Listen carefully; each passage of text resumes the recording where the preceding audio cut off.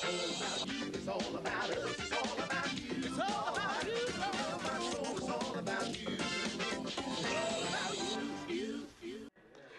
Okay now, so this was about to be something that I was going to have to live up to because I told God, I will take all the energy I have and I will be the best servant for you. Well, in 1992, I meet this gorgeous man. Fine. He gave me so much stuff. Bought me a pretty little red Mercedes. Anything I wanted I could have, you see. All right then, he asked me to marry him. Gave me this gorgeous, gorgeous engagement ring. Well, his mother comes along and says, you know, if you marry her, I'll disinherit you. You see, she's not good for the family. He was Jewish, I wasn't. And I looked, and he said, you know, Laurie, I'll offer you this luxurious lifestyle.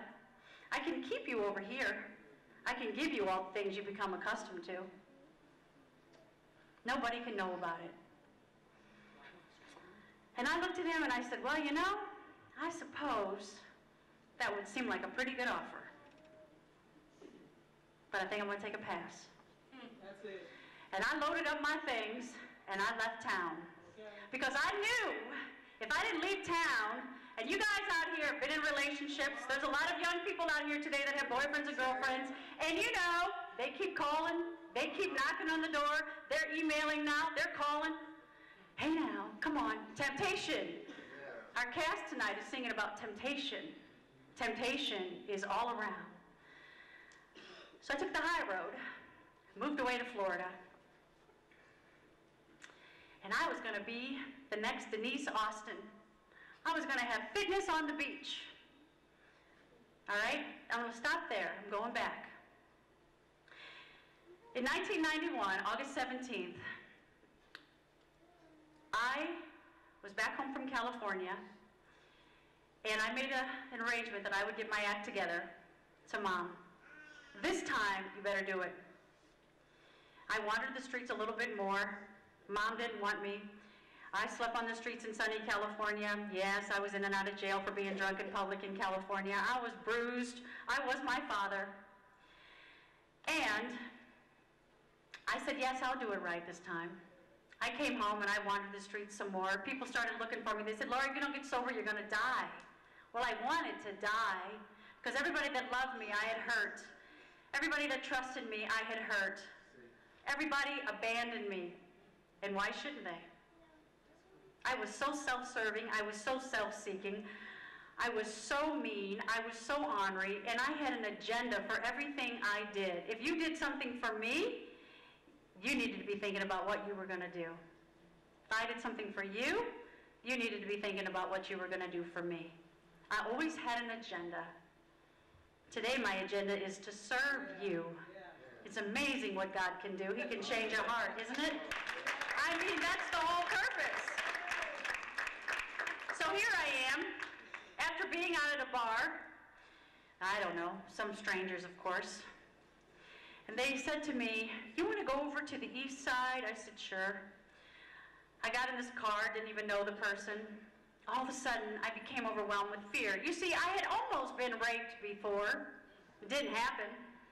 When the guy hit my face, you look closely, you'll see a small scar. When he hit my face and my face began to bleed, he freaked out. He said, please let me clean you up. God intervened. Hallelujah. You see now, I can stop and look back at what God has done. Well, I'm sitting in this guy's car. He says, I need to run by my house and get some money. I said, okay, fine. I didn't have any. All of a sudden, I'm sitting in the car and I became overwhelmed with fear, thinking something bad is going to happen. So I decided that I'm going to get out of the car. I didn't know where it was, but I knew if I could find the highway, I could get home to Mom's. Once again, to disrupt Mom's life. I didn't care. I was selfish. So I found the highway. It didn't have the on and off ramp that you go up and exit and on, so I decided I would jump down, hitchhike, get to Mom's, no problem. Well, I jumped, and I shattered my foot. Because what are you thinking? I wasn't trying to kill myself. I was just trying to get down. To me, that was logical. You know, the insanity stuff you do, the crazy stuff you do. Well, I did that. And I shattered my foot. The next day, got a ride to the hospital, of course. Mom went on to the job at the factory. Disrupted her night once again all night long. Got the cast on my foot. Hopped around. Couldn't keep my balance. Couldn't walk on crutches because I had to have so much alcohol in me to keep my composure. I'm telling you, I had to have so much alcohol in me to even think, to take a shower. I would shake. I was a mess. Y'all maybe know some people like that. I don't know. I've been one. But I want to tell you, hey now. Yeah. All right, we're all being honest, aren't we? So I wandered around a little bit more with my cast on. Finally, some friends of mine in the Central West End said, listen, Laurie, you can sleep on our floor. I'd been sleeping on the floor, been sleeping on the streets. I even went to the park my dad slept and went there. You know? They said, listen, Laurie, we'll help you get sober. You've got to do it. And I remember vacillating, thinking, they live 3 flights up. I know what it's like when I start craving that alcohol. I'm going to be a mess. It's August 17th. It's hot. But I made a decision that day. I would do it. And so, friends, I share that with you because everything that you see here today has been birthed without a penny to my name.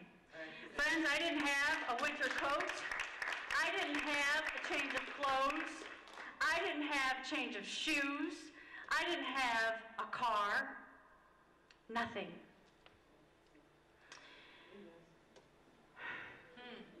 Nothing. Nothing. But a mess of a life. And I prayed and I said, God, just get me through the day without taking a drink. Just quit my body from shaking. Just craving it. Just get me through the day. And then that prayer became, well, God, just let me get a job. And let me get some clothes. So I got a job at the Goodwill store. So I could get jeans for 25 cents at this place in St. Charles. Bridgeway ran it. Maybe you know it. And so my little prayers became more because God was giving me more. So you can imagine when my new boyfriend comes along in 1992, the lifestyle he offered me was amazing. But in 1994, 2 years later, I said no thanks. I hightailed it out to sunny Florida, and I was going to be the next Denise Austin because fitness actually is my background. I used to be a competitive bodybuilder, so imagine I used to go to the gym and drink. I'd take my Jack Daniel's whiskey with me to the gym, and I'd be training for my competitive bodybuilding competition coming up. I mean, what's crazy, right? It's constantly had this constant tug-of-war going on with me, like many of you have today. I can do the right thing, I can do this, I can work hard, I can achieve this, but then on the other side of you, you feel as if it's never going to work out. Nothing good is ever going to happen. You're going to be right where you were. Everything everybody said about you is always going to be true. You're always going to work at the local convenient mart. You're never going to be anything more than what your family is, what your father is. You're never going to measure up to what your brother or sister is like. Life is never going to be any good for you. Your credit is never going to get any better. You're going to have an uphill battle for the rest of your life. So why don't you just keep doing the same old thing that's familiar, taking the easy road, which leads to destruction? You see, that's how the enemy is. He's good. Oh, he's so good. He's so good.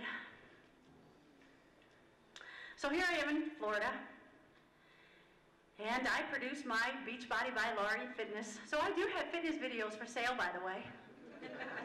I have them here tonight. I can get you in shape easily. I'm pretty good at that. So I had my videos, and there was a video group from Canada and Florida that videotaped my videos, and I did that. But then God had another plan. I had to go away to come back to go forward. So I want to tell you, this time, exactly 10 years ago, I returned home. And here I am in Florida, renting this condo on the beach. Oh, my gosh, it was gorgeous. And I'm renting the condo on the beach, and I was working at a jewelry store. I was doing my fitness on the beach, and then God put me in front of somebody, and they said, you know, you should teach fitness on cruise ships. I said, no way do I want to teach fitness on a cruise ship. I would go nuts. So God gave me this idea that I could be a motivational speaker. So I decided to call the owner of this company that placed people on cruise ships, and I'm relentless, friends. Remember, I told God, I'll take all the energy I have of being the best drunk, and I'll be the best servant to him. Yes. All right, what I'm telling you is when I wanted to get a drink, I wanted to get it, I got it. I didn't take no for an answer. I got it. So, I keep calling the president of the company, and I said, you know, I'm a motivational speaker. I want to be on your cruise ship. He said, well, send me a bio, and I said, okay. But in the meantime, take my telephone number, because you're going to call me. I knew it. I knew it. I didn't have a bio, friends. I had a resume, you know, at this point. Well, Friday night, they called. But before that, I was working at the jewelry store in between the jewelry counters, and I went and got myself a little cordless dictator. And in between the jewelry counters, I would walk up and down, and I began preparing for my presentations, and I would come up with these topic titles, and I would start talking in between customers. And there was a girl I worked with, her name was Valerie, I'll never forget it. I said, Valerie, I'm going to be a motivational speaker on a cruise ship. She said, Laurie, you can't do it. You don't have a doctorate degree, you don't have the right background, you haven't written a book, people don't know who you are, you can't do it. Once again, somebody says you can't. Friends, we have to choose to live our lives with our God-given potential, or we live with the burden of what might have been. That's another one of my sayings in the calendar, by the way. Many of us are living our lives with the burden of what might have been today. Well, I said, Valerie, you watch and see. Friday night, 5 p.m., Carp Enterprises calls. We want to send you out on the cruise ship, sailing to Bermuda, leaving from New York on Friday. Can you go? For 7 days. Huh? You bet? Oh my God, I was so excited. I've been preparing for this. Friends, be reminded, when God gives you a blessing, when God gives you a chance, when God gives you a calling, look out, because the enemy is ready to sabotage. He's ready to remind you, you can't. Did you forget where you come from? Did you forget your educational background? Did you forget what your life is really like? So now I was gung-ho. I'm sure I can do it. Yeah, I can do it. Couldn't wait to tell Valerie. Told Valerie. Now all of a sudden I become overwhelmed with fear. Maybe I can't do it. Gee, I'm going to be on the ship for a week with these people. What if I pass out? What if I throw up? What if I faint? So I said, God, look now, I need another sign from you. I need another sign from you. If you really want me to go on this ship, give me another sign. And I told God exactly what I needed. I need you to let me have another telephone call tomorrow from the Carp Enterprises, just reconfirming that I'm going on this cruise. And if you give me that, then I'll go. Y'all make bargains like that with God? He calls you to do something. Oh my God, it's something you've been wanting, you've been praying, you've been hoping for. And then all of a sudden, it comes. And now you're scared to death. Yeah, that's the enemy knocking. You can't do it. You're not going to be any good. They're not going to like you. You're not going to make any sense. Yeah, that's what he does. Well, I got a call the next day. I really did. I said, okay, so off I go on this ship. And I want you to know, friends, I could never have imagined that when I stepped foot on that ship, that God would bring me here to Festus, Missouri, some 10 years later. 10 years ago, 1996, I was walking out of my condo that I was renting. I had already gone out to sea now 4 or 5 times. And God said to me, it's time to go home and take this to the youth. I shook my head and I thought, what? Where did that come from? Look, I don't want to get married. I don't have any children. I'm not patient. I don't really even like kids. This is not for me. I've never been around children. You've got the wrong person. What? Where's that?